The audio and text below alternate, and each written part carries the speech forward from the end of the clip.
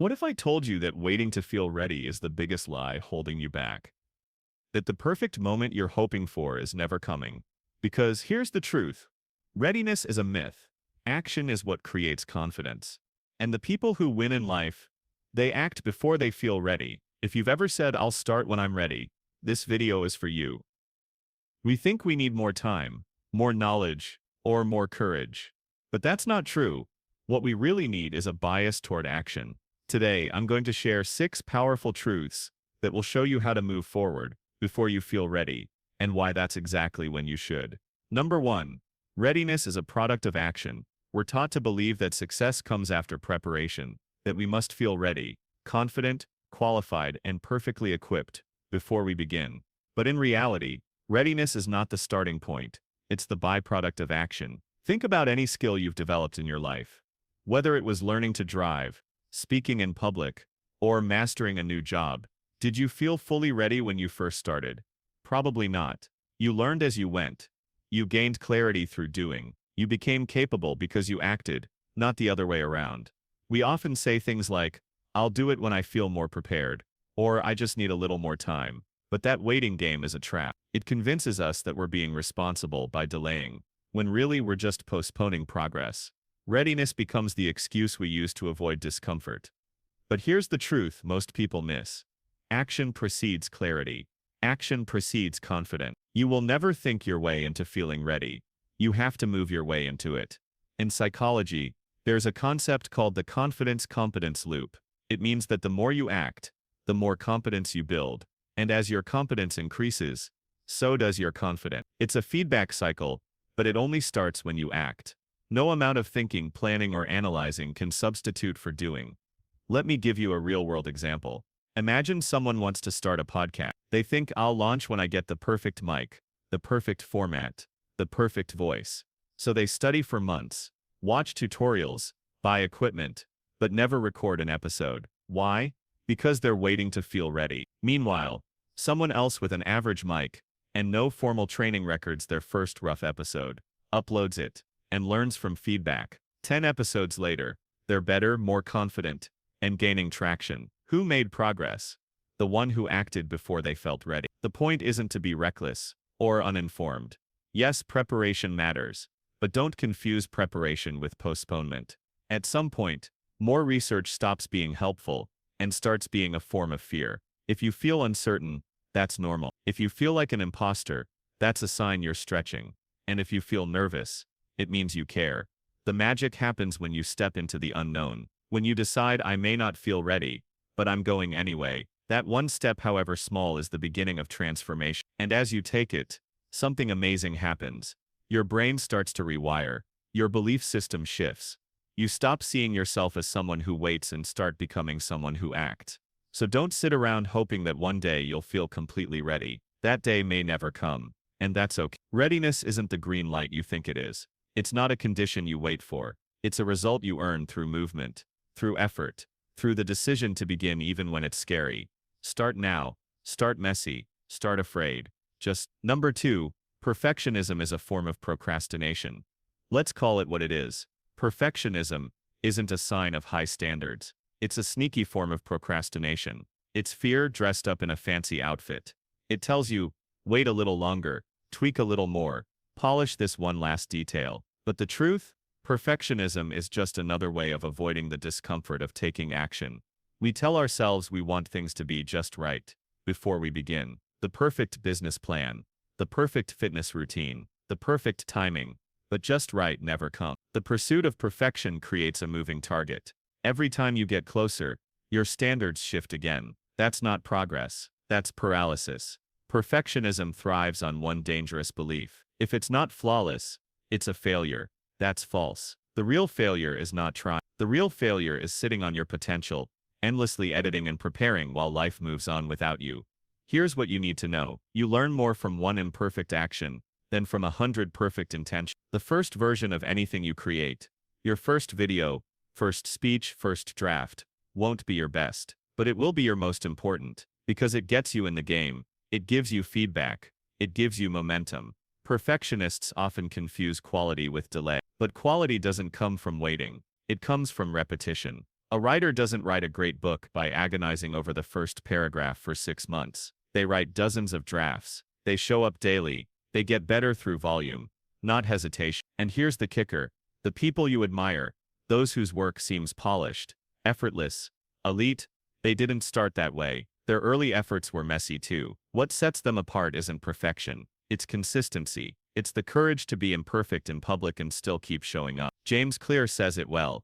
If you can't learn the basic skill of showing up when it's not perfect, you'll never master the advanced skill of improving it later. That's the key. You can't refine what doesn't exist. You can't improve a plan you never launched. You can't edit a blank page. Let's flip the script. Instead of asking, is this perfect? Ask it, is this useful? Is this honest? Will this help me grow? Those are better questions. Those questions move you forward. So the next time you find yourself stuck in perfection, recognize what's really happening. You're not aiming for excellence. You're avoiding discomfort. You're trying to protect yourself from criticism, rejection, or failure. But guess what? You can't grow without those things. They're not obstacles. They're ingredients. Your progress doesn't depend on being flawless. It depends on being bold, on doing the thing before it's perfect, on choosing momentum over fear. Because the truth is, done will always beat perfect, and every imperfect step you take is a step closer to the life you actually want. Let go of perfect. Embrace progress. Hit publish. Make the call. Take the leap. Because waiting to be perfect is the slowest way to succeed, and the fastest way to regret. Number 3. Fear signals growth, not danger. Most people misunderstand fear. They treat it like a warning to stop, a red light flashing.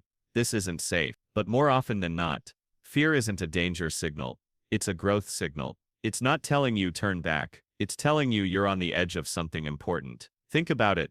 The moments you've grown the most in life probably started with fear. A job interview, a public speech, a first date, a tough decision. Were you comfortable?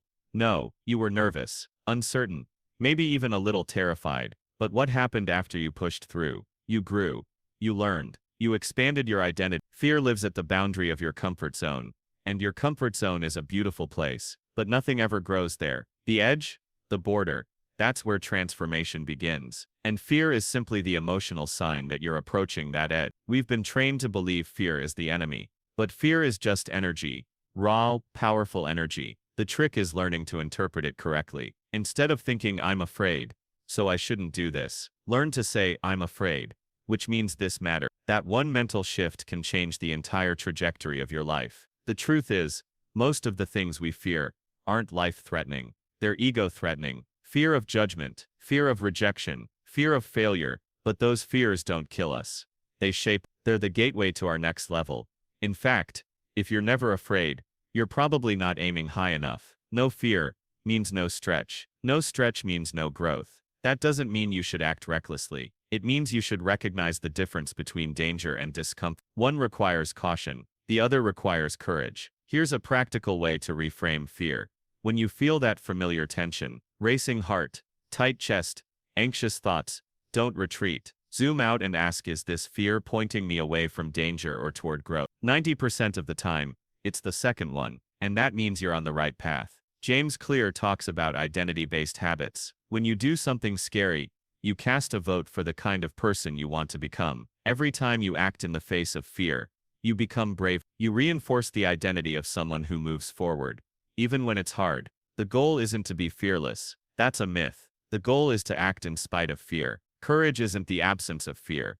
It's moving forward while your hands are still shaking. And each time you do, the fear gets smaller. Not because it disappears, but because you get stronger.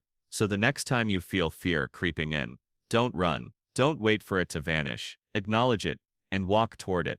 Because everything you want, growth, success, fulfillment, it all lives on the other side of fear. Let fear be your compass, not your cage. Remember, number 4, confidence is earned through repetition. We often admire confident people, the ones who speak boldly, move with certainty, and make decisions without hesitation. We think they must have always been like that. But here's the truth. Most people overlook. Confidence is not something you're born with. It's something you build. And the way you build it, through repetition. Think about a skill you're good at today. Maybe it's driving, cooking, writing, or your profession. The first time you tried it, you probably weren't confident. You hesitated. You second-guessed yourself. you made mistakes. But the more you did it, the better you got. And the better you got, the more confident you became. That's the cycle. It's easy to assume that confident people act because they're confident. But it actually works in reverse. They're confident because they act. The repetition of showing up, trying, failing, and adjusting is what creates true confidence. Not once, not twice, but over and over. This is why waiting to feel confident before starting is a trap. You're trying to skip the reps. You're hoping for the result without the process. But there's no shortcut around repetition. You can't think your way into confidence. You have to earn it through action. James Clear teaches that every action you take is a vote for the type of person you want to become. If you show up to the gym, even if you feel out of shape, you cast a vote for being someone who takes care of their health. If you speak up in a meeting, even if your voice shakes, you cast a vote for being someone who contributes with confidence. These votes compound over time, and they reshape your identity. It's like training a muscle. The first few reps are hard. You're weak. You don't see result, but you keep showing up. Repetition builds strength. Confidence works the same way. The more you act, the more you prove to yourself that you can. You may not always succeed, but you build evidence that you're the kind of person who tries, adapts, and grows. One of the biggest lies we tell ourselves is, I'll do it when I'm more confident. But that moment doesn't magically arrive. Confidence doesn't come from standing still. It comes from showing up, day after day, rep after rep, mistake after mistake, until what once felt terrifying becomes second nature. Here's the beautiful thing. Every small step you take reinforces the belief that you are capable, and that belief grows stronger with each repetition. It becomes your new normal, your new identity, your new foundation. So if you don't feel confident right now, that's okay. You don't need confidence to begin. You need courage. Courage to try. Courage to keep going. Confidence will come as a reward for your consistency. Show up scared. Show up uncertain. Show up messy. But show up, because repetition is how confidence is earned. And confidence is what turns effort into excellence. If it scares you and excites you at the same time, that's not a reason to wait. That's a reason to begin. Number 5. Action creates momentum. Words. If there's one principle that separates people who make things happen from those who stay stuck, it's this. Action creates momentum. Waiting kills it. Momentum is one of the most powerful forces in personal growth. When you take one small step, it becomes easier to take the next. That forward movement builds energy. You start feeling a sense of progress, even if the results aren't visible yet. That energy is called momentum, and it's what carries you through the hard days, the doubts, and the setbacks. But here's the catch. Momentum only begins after action, not before. You don't get motivated and then act. You act, and then motivation starts to build. It's like pushing a car hard at first, but once the wheels start turning, it takes far less effort to keep it moving. Too many people are waiting to feel motivated, inspired, or certain before taking action. But that's not how change works. Waiting is a momentum killer. Every day you wait, your energy fades a little more, your doubts grow louder, your goals drift further out of reach. And yet something magical happens. When you take even a tiny action, you feel alive again. You feel purposeful. It might be as simple as writing the first sentence of your book, making one phone call, or walking for 10 minutes. But that small move breaks the inertia. It turns someday into today. James Clear often says, start with a version that's so easy, you can't say no to it. That's how momentum begins, with small repeatable actions. Not huge, heroic efforts, just small steps taken consistently. Because once you're in motion, you naturally want to stay in motion. You start stacking wins, and those wins shift your identity. Waiting, on the other hand, invites overthinking. You plan, you analyze, you prepare, but without movement, your vision becomes cloudy. You lose your sense of urgency. And worst of all, you start to doubt whether it was ever possible in the first place. That's how dreams die. Not with failure, but with hesitation. Action is clarity. Action is confidence. Action is momentum. If you feel stuck right now, ask yourself, what's the smallest step I can take today? Not the perfect step, not the impressive step, the smallest one, because that's the one that gets you moving. Once you're moving, you can adjust your course. You can course correct, learn, and grow. But none of that happens if you're sitting still. Progress is not made by thinking more. It's made by doing something, anything, that pushes you forward. So stop waiting for the perfect moment. It doesn't exist. The perfect plan, it'll change anyway. What matters is that you act, that you create momentum. because momentum is your best friend on the journey to any meaningful goal. Every great achievement started as a single step. Take yours today. Don't wait to feel ready. Don't wait to feel certain. Just move. Because the fastest way to gain power over your life is to take action right now. Number 6. Your future is built in the present moment. Words: we all have dreams for the future.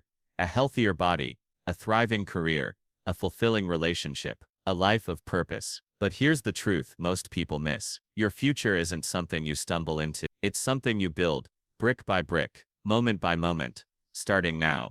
The biggest lie we tell ourselves is "I'll start tomorrow." It sounds harmless, it feels responsible, but it's a dangerous form of delay, because tomorrow isn't a magical place where you suddenly become disciplined, focused, and fearless. Tomorrow is just another today, unless you choose to act differently now. Your future self isn't separate from you. It's shaped by the decisions you make in this exact moment. Every action you take today, what you say yes to, what you say no to, what you prioritize, what you avoid, is a vote for the type of life you'll live tomorrow. That's the law of compounding behavior. James Clear writes, every action you take is a vote for the type of person you want to become. That's not just motivational fluff, it's reality. If you want to be a writer, every time you sit down and write, even just a sentence, you're reinforcing that identity. If you want to be fit, every walk, every meal, every workout is a vote in that direction. The good news: you don't need to have it all figured out. You don't need to take massive leaps every day. You just need to make one decision in the present moment that aligns with the future you want. One courageous choice, one intentional action. That's how your future is shaped. Not by luck, but by your habits of today. But here's the hard truth. If you keep waiting to feel ready, your future will look just like your past. Wishing changes nothing. Action changes everything. That's why the present moment is so powerful. It's where all your potential lives. Not in yesterday's regrets. Not in tomorrow's promises. Right here, right now. Because now is the only place you can act. The only time you can create momentum. The only moment it belongs fully to you. It doesn't matter how slow you go today. It doesn't matter how imperfect your start is. What matters is that you show up with intention. That you realize every little decision. What time you wake up. How you speak to yourself. Whether you move toward fear or avoid it, is shaping your destiny. Want a better life? Start by mastering the next 5 minutes. Want to reinvent yourself? Start by making one different choice today. Not next week. Not next month. Now. Because every great transformation starts with a single decision made in the present moment. And that's the power you hold right now. So stop waiting. Stop deferring your dreams to a someday that never comes. Your future is not written in the stars. It's written in the steps you take today. Show up. Lean in. Take the action. The life you want is waiting, but it begins here.